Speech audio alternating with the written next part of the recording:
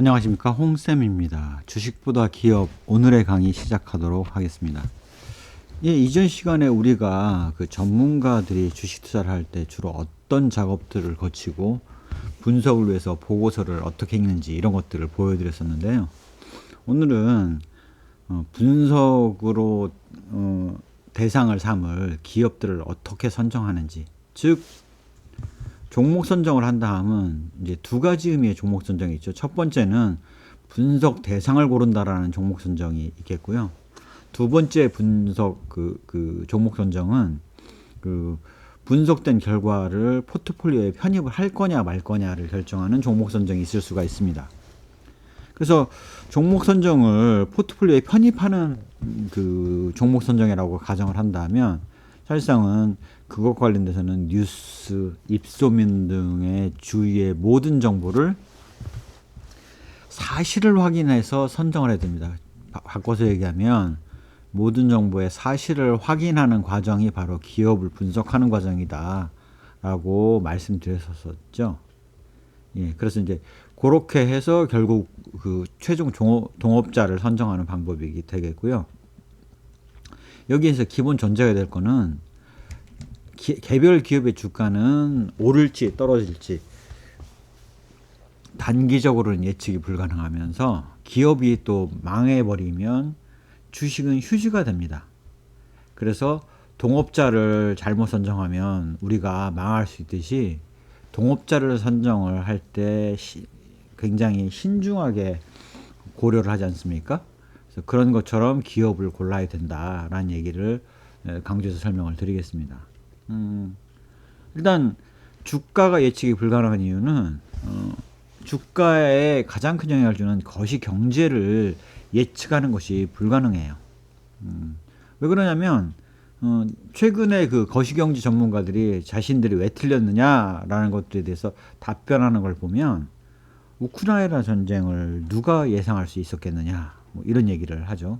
두 번째는 하마스 전쟁이 일어날 수 있는 것을 어느 누가 예측을 할 수 있었겠느냐라는 얘기를 하면서 거시경제 예측한다는 것이 어렵다. 결국 거시경제 예측이 어렵다 하면 금리가 미치는 영향을 예상할 수가 없는 거고, 금리를 예상할 수 없다면 당연히 주가를 예상한다는 게 굉장히 어렵다라는 것들을 말씀드릴 수가 있습니다. 또한 이러한 거세경제의 예측 불가는 장기 투자를 겪게 되면 경제 관련된 모든 변화, 좋을 때, 호황일 때, 불황일 때, 뭐 인플레이션에 의해서 굉장히 괴로울 때, 금리가 올라가서 괴로울 때, 금리가 떨어져서 기분 좋을 때 등 거의 모든 변화를 경험을 하게 됩니다. 그렇기 때문에 거시경제 예측 불가라고 해서 그러면 경제를 예측해서 투자하는 것들이 어렵지 않습니까?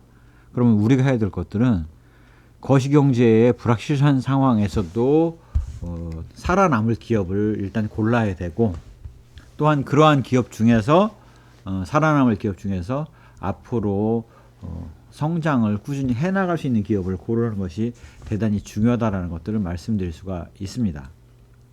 또한 이런 거시경제에 관련돼서는 대규모 위기가 이미 그 이전 경제 위기나 금융 위기에 그 유형을 나열해 드렸듯이 4에서 5년 정도의 그 불규칙하게 발생을 하고, 이게 전체에 영향을 미칠 수도 있고 섹터에 영향을 미칠 수도 있고 하기 때문에 장기 투자 시에는 어느 누구도 피할 수 없는 위험을 겪게 된다라는 것들을 좀 강조해서 말씀을 드렸습니다. 따라서 우리 입장에서는 변화에 대응하지 못하는 기업은 휴지가 되기 때문에 일단은 망하지 않을 기업을 투자를 해야 되고요. 그다음에 그런 망하지 않을 기업 안에서도 정체되어 있는 기업보다는 장기에 있어서 성장 가능성이 높은 기업을 우리가 동업자로 선정할 수밖에 없다라는 것들을 알 수가 있습니다. 자, 이렇게 동업자를 선정하기 위해서는 향후의 어떤 그 시대적 흐름, 뭐 경제 흐름, 사회문화적인 변화, 기술의 흐름을 살펴보고 거기에서 수혜를 입을 산업, 그 안에서도 또 혜택을 입을 기업을 선정하는 트렌드의 변화를 읽고 지속 성장 가능 기업에 투자하기 위해서 그 지속 성장 가능 기업을 찾는, 그렇게 탑다운으로 접근하는 방법과 바텀업으로 접근하는 방법이 있어요. 바텀업으로 접근한다 하면 우리가 이제 이런 것들을 생각해 볼 수가 있죠. 내 집안에서 과연 어느 품목이 참 써봤을 때 괜찮았느냐, 내지는 주위에 사람들이 많이 사거나 하는 품목들이 뭐가 있나를 보는 기업 보면 그 제품을 만든 기업이 있을 거 아니겠습니까? 그래서 이러한 것들을 통해서 분석 대상 기업을 선정을 하게 되죠. 그 다음에 이제 요거는 정말 논리적인 의미가 있겠다 싶은 기업을 가지고 분석 대상 기업을 선정을 했으면 거기에 대해서 세부적으로 기업 분석을 해 들어가는 겁니다. 그래서 이제 탑다운으로 이렇게 보는 방법에 의해서 하는 것과 바텀업으로, 즉 아래에서 위로 찾아가는 방법의 접근법의 차이는 아시겠죠? 뭐 예를 들자면 이런 겁니다. 요즘은 좀 인공지능이 워낙 얘기가 되면서 별로 얘기하고 있지 않지만 몇 년 전만 해도 4차 산업혁명을 이끌 세 가지 이슈로 빅데이터, 인공지능, 클라우드 컴퓨팅 같은 것들을 얘기를 했었습니다. 이런 쪽들이 앞으로 잘 나갈 것이다 라는 것들에 대한 발표 같은 것들이 많이 있었죠. 그래서 그런 걸 보면서 누구나가 생각하듯이 ICT 관련 우량 기업, ICT 관련된 소부장 기업들에 투자를 하면 도움이 되겠구나 라고 해서 뭐 예를 들어서 이제 삼성전자라든가 아니면 뭐 TSMC라든가 뭐 이런 기업들 관련돼서 투자를 하면 좋겠다라는 사실들을 알 수가 있었고요. 그 중에서도 이제 빅데이터를 많이 갖고 있는 데들은 예를 들어서 이제 구글은 이제 그 검색 정보도 가지고 있지만 유튜브가 구글 거기 때문에 동영상 관련된 정보들을 많이 가지고 있습니다. 그다음에 이제 그러한 그 빅데이터를 가지고 있는 것들을 아마존이나 이런 데서 활용을 해서 뭔가 자신의 그 수익을 높일 수 있는 사업을 추진해 나갈 수 있겠죠. 그래서 그런 빅데이터, 그 빅데이터를 엮어줄 논리가 바로 인공지능에 있었죠.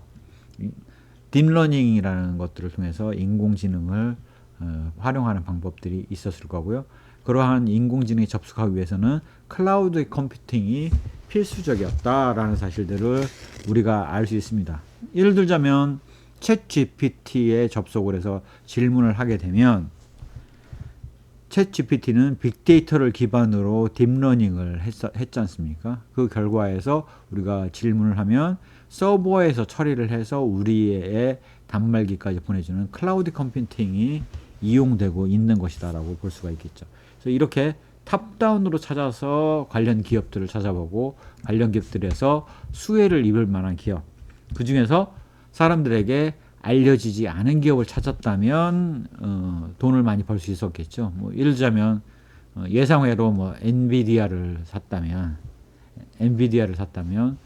10배 이상의 수익을 냈지 않았겠습니까? 그런 것들이 탑다운으로 찾아볼 수가 있는 거고요.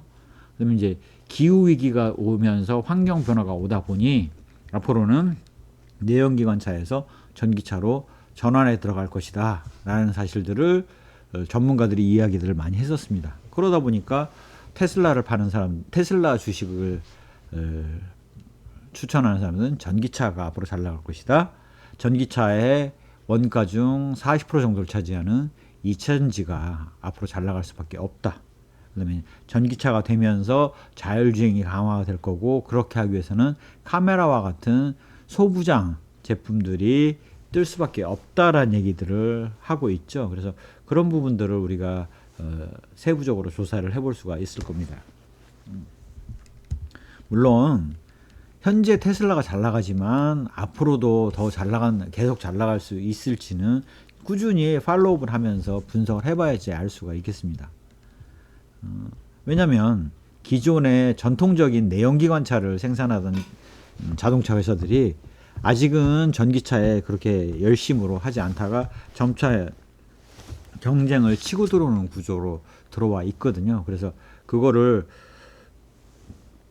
테슬라가 따돌리고 독보적인 위치를 차지할 수 있느냐 없느냐와 같은 것들이 앞으로의 어떤 위험 요소라고 볼 수가 있겠죠. 플랫폼 기업도 마찬가지입니다. 구글이 가지고 있는, 예전 유튜브가 가지고 있는 정보의 접근성, 성장 가능성이 거의 무제한에 가깝다고 볼 수가 있겠죠. 세계 광고의 대부분을 차지하고 있는 그 구글이라고 보실 수가 있겠습니다. 또한 이러한 플랫폼 기업들은 규모의 경제가 작동을 하기 때문에 그 정보를 빅데이터를 가지고 있으면 있을수록 규모의 경제 가능성이 높고 그러한 것들이 돈을 벌 수 있는 근간이 될 수가 있겠다라고 말씀드릴 수가 있습니다. 우리나라로 본다면 이제 한글이라는 제약 때문에 네이버가 그런 역할들을 담당을 했었고 카카오톡이 국민의 일상적인 메시지 플랫폼이 되면서 대체 불가한 영향을 하고 있죠. 다만 조심하셔야 될 점들은 이 플랫폼 기업이 과연 로컬 마켓이 존재할 수 있느냐 없느냐라는 거에 따라서 로컬 플랫폼 기업이 살아남을 수 있느냐 없느냐를 좌우할 수가 있겠습니다. 뭐 예를 들자면 이런 거죠. 한글이라는 정보를 통해서 자리 잡은 네이버나 다음의 경우 그 카카오톡을 말씀드리는 거죠. 이런 경우에는 로컬 마켓인 한국이라는 시장에서 규모의 경제를 어느 정도 달성할 수 있는 플랫폼 기업이 될 수 있었지만 유럽이나 이렇게 영어권에 기반으로 돼 있는 데에서는 구글이 모든 그 플랫폼 기업으로서의 그 검색 시장을 완벽하게 다 장악을 하고 있어서 나머지 기업이 살아남는 데가 별로 많지가 않죠. 그래서 그런 것들 때문에 플랫폼 기업의 범위를 전 세계를 대상으로 볼 거냐 아니면 로컬 플랫폼 기업을 인정할 수 있느냐라는 것들은 상당히 조심스럽게 접근해 봐야 될 것이라고 생각을 합니다. 그 다음에 이제 헬스케어인데요. 우리나라도 그렇고 전 세계적인 추세가 보면 어릴 때 일찍 죽는 인구보다는 어릴 때부터 의료 지원을 잘 받아서 성인이 되고 노화가 돼서 점차 이런 노인들이 오랫동안 살게 되면서 전체 국가의 인구 비중에서 차지하는 비중이 높아지는 현상이 글로벌로 나타나고 있죠. 물론 아직까지 그런 영향이 적은 나라가 있고 많은 나라가 있는데 선진국들의 경우는 노화와 장수에 의해서 노인들이 늘어나는 사회는 불가피한 것으로 보입니다. 그렇게 된다면 의약품, 노인, 헬스케어 산업의 성장성이라는 것은 무궁무진하다라고 볼 수가 있겠죠.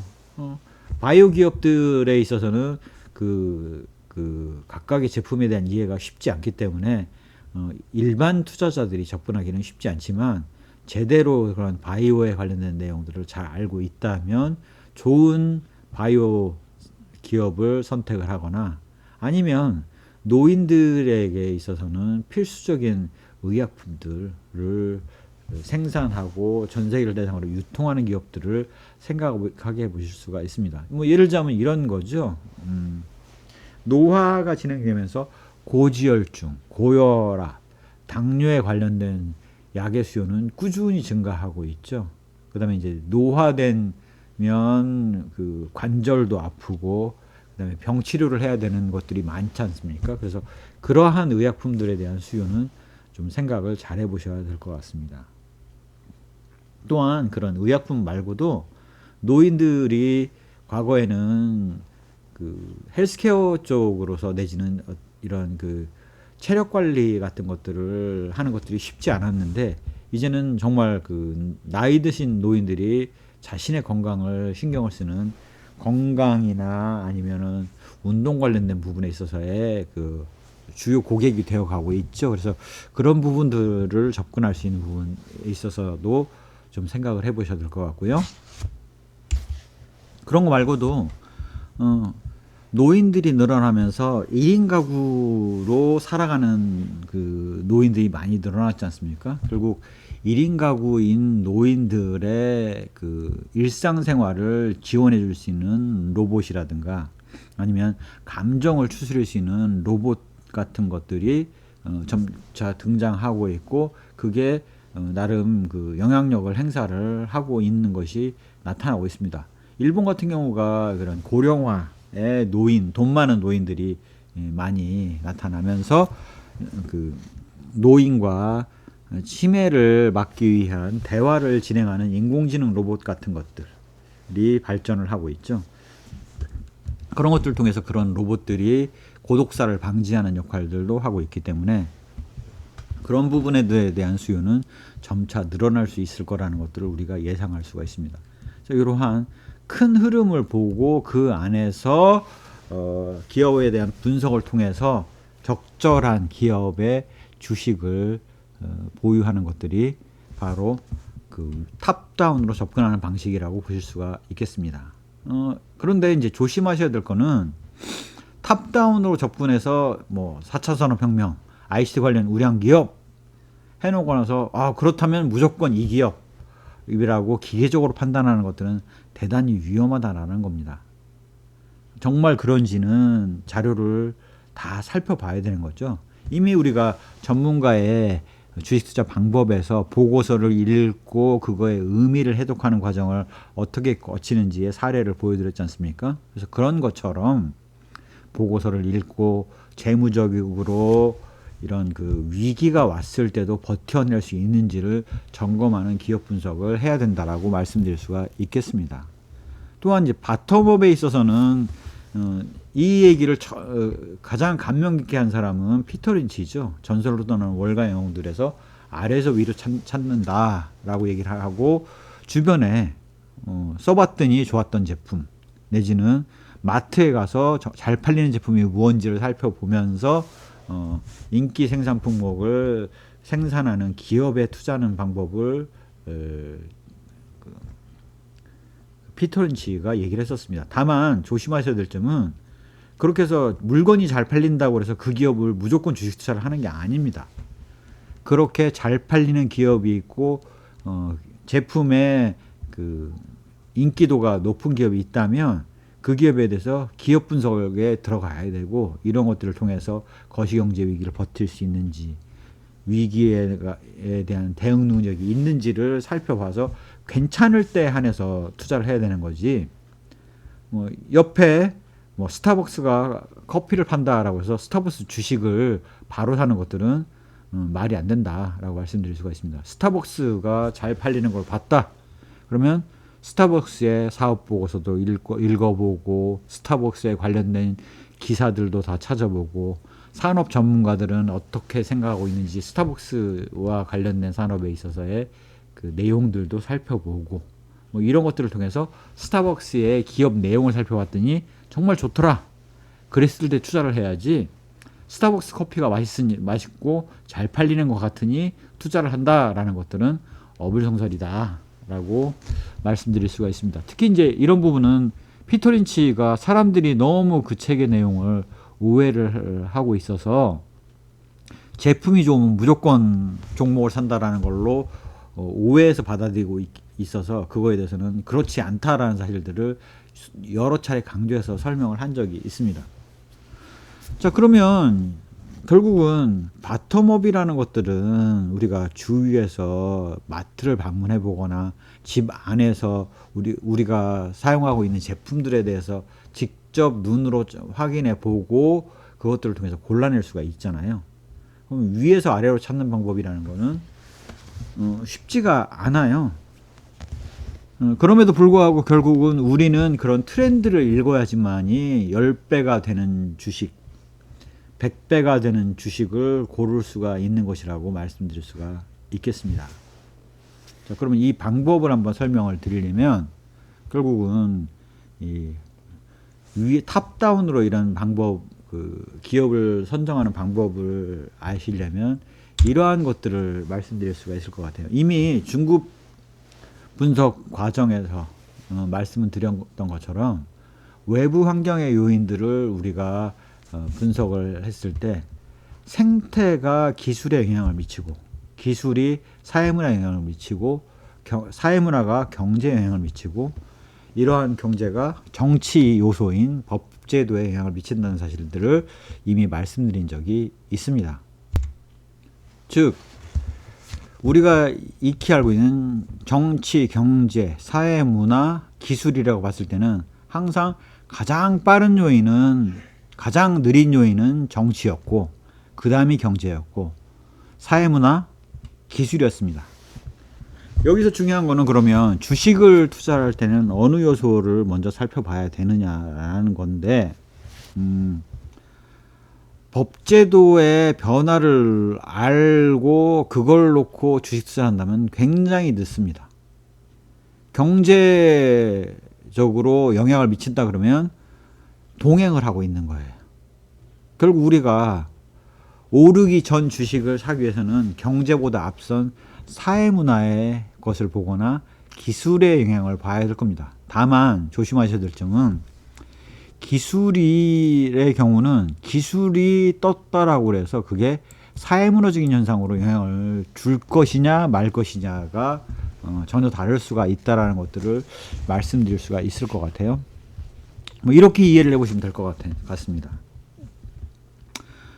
뭐 예를 들어서 최근에 그 K-팝 뭐 내지는 K-푸드 이런 것들이 발전을 하면서 사회문화 현상으로서 나타나고 있죠.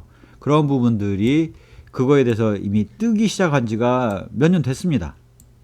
그게 최근에 주식의 주가로 나타나고 있지 않습니까? 뭐 하이브가 주식이 뜬다거나 아니면 K푸드여가지고 뭐 불닭볶음면이 뜨고 있다거나 이런 것들은 경제 현상으로 지금 나타나고 있는 거 아니겠습니까? 하지만 지금 경제 현상으로 나타났을 때 엔터테인먼트 산업이나 K푸드라는 뭐 삼양식품을 산다거나 이러면 별로 주가는 도움이 안 될 겁니다.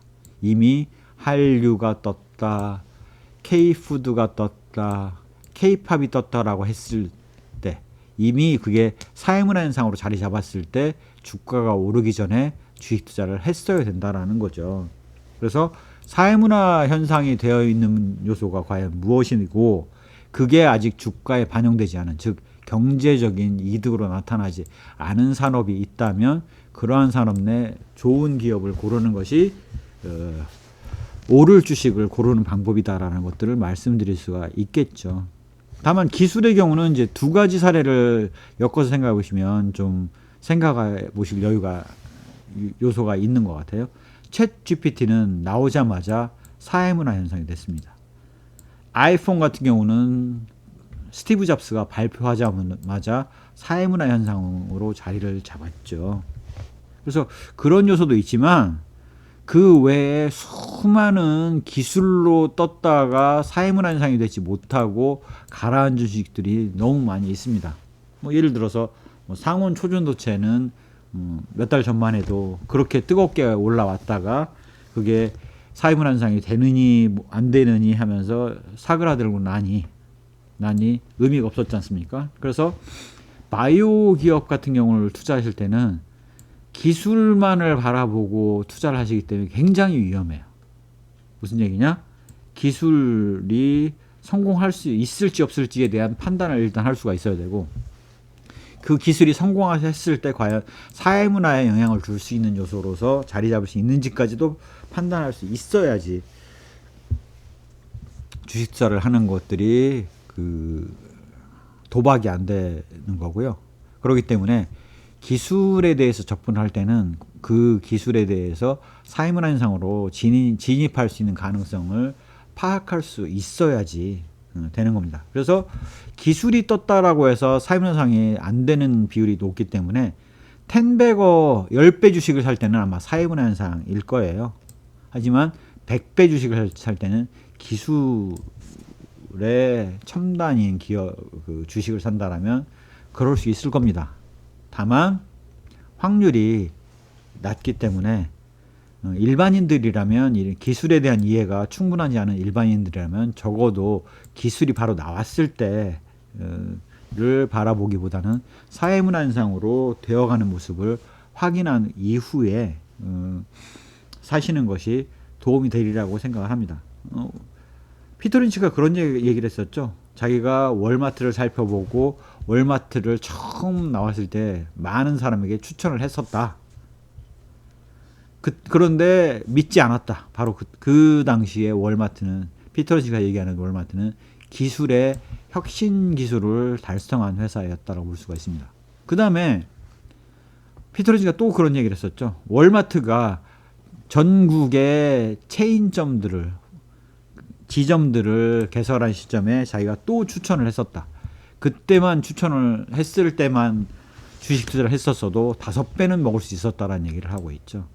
즉 기술 등에서 사회문화 현상이 되었을 때 잘 골라 들어간다라면 위험 부담을 적게 하면서 5배 정도, 뭐 3배에서 5배 정도를 그 가격이 오를 수 있는 가능성을 보고 우리가 주식사를 할 수 있게 된다는 얘기를 말씀드립니다. 그러면 정말 기술이 사회문화보다 앞서고 사회문화가 경제보다 앞서고 경제가 법제도인 정치영역보다 앞서는 거는 뭘 근거로 알 수 있느냐라는 얘기를 말씀드려야 될 것 같아요. 제가 그걸 근거를 못 찾다가 학교에 다니면서 대학교에 다닐 때 그러한 그 경향에 대해서는 수업 시간에 배운 적이 있는데 그 근거를 못 찾다가 총균세의 제러드 다이몬드가 쓴 총균세를 보면서 이러한 것들을 느낄 수가 있었습니다.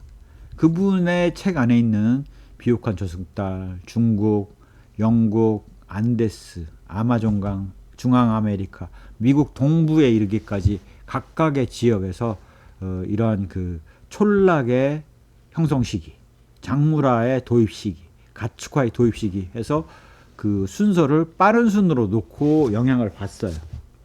그랬더니 잘 보시면 인류의 탄생은 30만 년 전에서 5만 년 전에 호모사피엔스가 나온 거 아니겠습니까? 바로 기술의 혁신적인 변화가 있었고 그게 촌락의 형성이라는 사회문화 현상으로 나타나는 것이 바로 90세기 전, 기원전 90세기이죠. 85세기, 80세기, 70세기에 거쳐서 장무라, 바로 농업혁명이죠. 가축화, 바로 가축의 가축을 키워서 내는 유목의 그 혁명이라고 볼 수가 있겠고 이러한 가축화와 작물화에 의해서 잉여 산물이 나타난 것들을 보관할 수 있게 해주는 것이 토기였기 때문에 바로 경제적인 영향을 미치는 요소라는 것들을 알 수가 있고 이게 굉장히 근시일에 걸쳐서 발생했다는 사실들을 알 수가 있겠죠. 그래서 사회문화 현상이 먼저고 경제가 나타났고 이러한 잉여 농산물을 가지고 추장사회라는 정치적인 행위들 바로 법제도가 나타나기 시작했다는 겁니다. 그 다음에 이제 이러한 거 이후에는 추장사회에서 새로운 금속도구 바로 청동기가 등장을 하고 인공물들이 등장을 하면서 기술의 비약적인 발전이 이루어졌고 고대 국가의 체계를 만들어지기 시작을 했죠. 그래서 기술이 다시 사회문화, 경제, 정치에 영향을 주면서 국가가 탄생을 했다는 사실들을 통해서 기술이 먼저 발전을 했고 바로 인류의 탄생과 같은 기술이 먼저 발전을 했고 그 다음에 사회문화 현상으로서 촌락이 형성이 되고 작물화, 가축화, 토기의 형성과 같은 경제 현상이 이루어졌고 그 이후에 정치제도인 추장사회가 발전했구나라는 사실들을 우리가 초기 문명을 통해서 알 수가 있고 이런 것들이 상호 영향을 주면서 나타났다는 사실들을 우리가 근거로서 알 수가 있겠습니다. 자, 그래서 과거의 이야기들부터 쭉 다 정리를 해보면 이렇게 35세기 문명의 4대 문명의 탄생 이전까지를 생각해 보시면 원시 공산사회였고 기술에 있어서 문화에 있어서 사회에 있어서 그다음에 경제에 있어서 정치에 있어서는 어떤 현상이 나타나는지를 우리가 쫙 추려볼 수가 있죠. 고대 사회라는 것들은 바로 정복 전쟁에 의해서 제국이 탄생하던 시기였는데 바로 BC 35세기라면 전형적으로 메소포타미아 문명이 만들어져서 AD 476년 서로마 제국의 멸망 시기까지를 고대 사회라고 얘기를 하죠. 서로마 제국 멸망 이후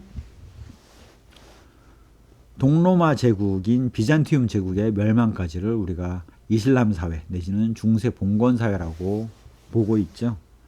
그 다음에 이제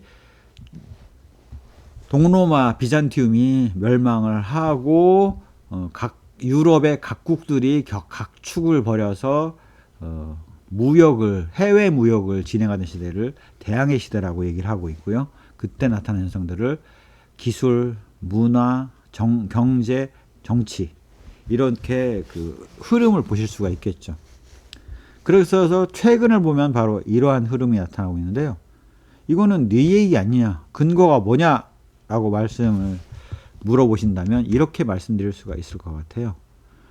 역사 연표, 발명사 연표, 그 다음에 사회문화사 연표 이런 거에 나와 있는 주요 항목들을 각각 시기별로 분류를 쫙 해봤습니다. 어떻게? 생태 지리와 기술에 관련된 항목, 문화와 사회에 관련된 항목, 경제에 관련된 항목, 정치에 관련된 항목을 시기별로 유사하게 그 연표에 나와 있는 주요 항목들을 쫙 다 나열을 했고요. 그러한 것들 나열을 통해서 하나의 키워드로 요약을 해봤습니다. 그랬더니 이렇게 요약이 됐고, 이러한 것들의 키워드만을 뽑아서 살펴본 것이 바로 아까 보셨던 표라고 말씀드릴 수가 있겠습니다. 즉 플랫폼 기업이 컸다, 다국화 현상이 나타났다 라는 것들에 있어서의 가장 대표적인 사례는 중국이 1대1로를 2013년에 추진을 해왔고, 미국이 2016년에 트럼프를 중심으로 미국 우선주의를 추진을 해왔고, 미중 무역전쟁이 2018년 트럼프 때 나타났죠. 2020년에 영국이 EU를 탈퇴하는 브렉시트, 그 다음에 인플레이션 감축법이 2022년 미국에서 만들어졌고, 핵심 원자재법이 유럽에서 EU에서 2022년에 만들어지고 있고, 현재도 그 세부 안들이 만들어지고 있지 않습니까? 그래서 이러한 역사적 사실들을 쫙 뿌려봤을 때의 키워드들이 나타나게 되고, 바로 그 키워드가 바로 이런 키워드로 나타난 겁니다. 즉 과거는 이미 지나갔으니 최근의 모습, 1989년은 소련이 붕괴되고 난 이후의 사회라고 보실 수가 있겠죠. 그때 기술에 있어서는 ICT 혁명, 인터넷과 AI가 중요한 혁명 도구로서 자리를 잡았고요.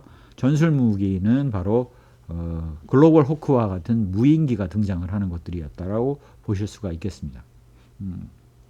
사회문화적으로는 개인의 차별을 해소하기 위한 방안들이 등장을 했고, 그다음에 인종, 종교를 가지고 서로의 인종과 종교에 대한 부분들을 인정하지 못한 차별의 문제를 해소하기 위해서 인종, 종교 갈등이 나타나고 있습니다. 또한 지속 가능한 지구 환경에 대한 문제, 기후에 대한 문제까지도 해서 환경 위기에 관련된 부분이 사회문화 현상으로 등장을 했죠. 이러한 것들이 점차 법제화가 되면서 사회 현상으로 나타나는 것이 바로 기후위기에 대한 경제적인 압력이고, 이로 인해서 전기차로의 이행이 예정이 되어 있다고 이해를 하시면 될 것 같습니다. 예를 들자면 이런 거죠. 2025년에 내연기관을 판매할 수 없게 한 나라가 있고, 어느 나라는 2030년까지, 어느 나라는 2035년까지 점차 내연기관 자동차를 생산할 수 없도록, 판매할 수 없도록 막고 있는 법안들이 채택된 나라들이 있다는 거죠. 그러다 보니 앞으로의 추세가 전기차가 될 수밖에 없고, 내연기관차를 대체하기 위한 전기차로 앞서 나가기 위해서 각 주요 자동차 회사들이 나서고 있죠. 특히 테슬라 같은 경우는 과거에 그 자동차 회사들이 엔진 기술이라는 것들을 통해서 독점하고 있던 시장을 깨면서 전기차 시장에 그 독보적인 기업으로서 지금 등장하고 있는 거 아니겠습니까? 그래서 이제 그런 부분들과의 앞으로의 그 흐름이 예상이 되죠. 플랫폼의 경우는 이런 플랫폼 기업들이 결국은 지금 챗 GPT 내지는 플랫폼 기업으로서의 그 규모의 경제에 의한 전 세계를 아우르는 그 기업으로서 성장하고 있는데, 대표적인 사례가 구글, 아마존, 그 다음에 챗 GPT를 한 오픈 AI, 그 인공지능 기술을 쓰고 있는 마이크로소프트, 그 다음에 전 세계를 대상으로 애플카를 내겠다라는 의도를 갖고 있는 애플 같은 회사들이 바로 글로벌 플랫폼 기업이라고 보실 수가 있겠습니다. 그래서 그런 현상들, 그다음에 각각의 자국을 우선주의를 하다 보니 다극화 현상이 나타났죠. EU 중심의 다극화, 미국 중심의 다극화, 중국 중심의 1대1로라는 다극화, 소련의 패권 전쟁 같은 경우가 바로 다극화 현상에 의한 거고, 결국 이는 정치적으로는 소련 붕괴 이후에 러시아와 미국 간의 탈냉전, 그다음에 우크라이나 전쟁과 같은, 그다음에 이제 이 유럽 내에서의 다양한 시리아 전쟁과 같은 지역 분쟁이 나타나게 됐고요. 그다음에 직접적인 전쟁은 아니지만 그 세계 시장 내에서의 그 권한을 차지하기 위한 패권 전쟁이 미, 중, 러에서 다양하게 나타나고 있는 현상들을 우리가 보실 수가 있겠습니다. 그래서 이러한 흐름들을 가지고 봤을 때 이러한 흐름이 앞으로도 이어지겠죠. 그래서 이러한 흐름 안에서 과연 우리가 사회문화 쪽에서의 어떠한 부분들을 해결해주는 내지는 어떤 트렌드로서 자리를 잡을 수 있는 기업을 선정한다면 10배가 되는 주식을 고를 수 있는 방안이 될 거라고 생각을 하고 있습니다. 그래서 이런 것들을 생각해 보시면 결국 탑다운에 의해선 어프로치를 찾아내는 방법들은 바로 저런 그 시대의 흐름을 살펴봐야 되고, 이런 시대의 흐름을 읽기 위해서는 다양한 산업에 대한 분석 자료들을 읽어보셔야 된다. 그 다음에 그 산업의 영향 요소라고 생각했던 것들이 과연 그 어느 기업에서 구현되고 있는지를 찾아서 정말 그 기업이 그쪽으로 나가고 있는지를 파악하는 것들은 이미 전문가의 주식 투자라는 데서 보여드렸던 것처럼 사업 보고서를 읽고 그 안에 나와 있는 사업 내용, 앞으로의 흐름을 어떻게 가져갈 것인지에 대해서 기업이 가지고 있는 생각 등을 논의한 자료들을 살펴보면서 그 흐름을 읽어보실 수가 있다라고 보실 수가 있습니다. 그래서 이러한 흐름에 그나마 좀 도움이 되실 수 있는 자료는 산업연구원에서 국책연구소죠. 산업연구원에서 나와 있는 산업에 대한 분석 결과, 그 다음에 이제 증권, 우리가 이제 그 개별 그 개인 입장에서는 그러한 흐름을 알기가 쉽지 않기 때문에 증권사에서 산업 분석에 대해서 나와 있는 자료들을 살펴보면서 자신의 생각을 찾고 정리하고 거기 안에서 과연 정말 그러한 흐름을 주도해 나갈 기업이 어딘지를 파악하는 노력을 하셔야 된다라는 얘기를 말씀드릴 수가 있겠습니다. 특히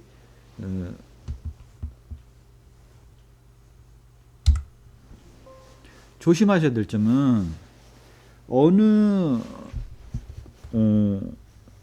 분석에도 완벽함이 있을 수가 없어요. 그래서 꾸준히 그 관점을 가지고 분석을 하셔야 되고, 그러한 분석 결과를 기업이 추진해 나가고 있는지를 팔로우업을 하셔야지만이 그러한 내용들을 알 수 있다. 그래서 그러한 부분들을 잘 바라보시는 것이 대단히 중요하다라는 것들을 말씀을 드리겠습니다.